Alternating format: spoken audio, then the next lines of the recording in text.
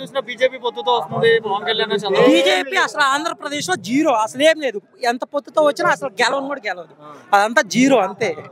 BJP లేదు, పవన్ కళ్యాణ్ అంట east Godavari west Godavari తప్పితే ఏం లేదు. పవన్ కళ్యాణ్ కూడా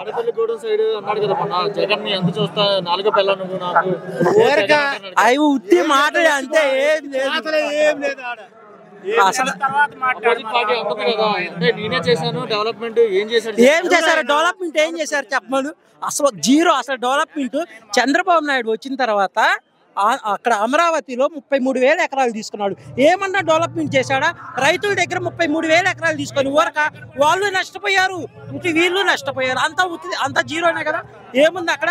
పాపం రైతులు ఎంత ఇబ్బంది పడ్డారు అప్పుడు, మరి అంతే కదా. మరి రాష్ట్ర వ్యాప్తంగా వాలంటీర్లు, సచివాలయాలు, సంక్షేమ పథకాలు రాష్ట్రానికి అప్పు తీసుకొస్తున్నాడు, ఎందుకు ఇలా చేస్తున్నాడు అని లోకేష్ అన్న. చంద్రబాబు నాయుడు అప్పు తీసుకొని వచ్చాడు, జగన్మోహన్ రెడ్డి కూడా అప్పు తీసుకొని వచ్చాడు.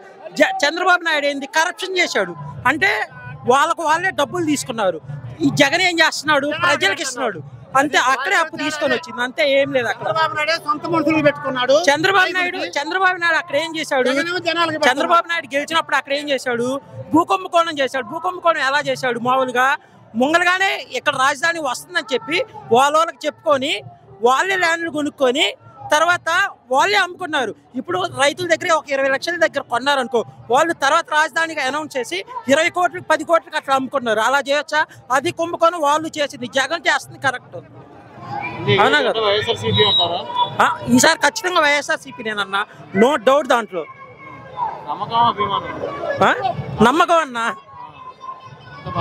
అంతా బాగా జరుగుతుంది.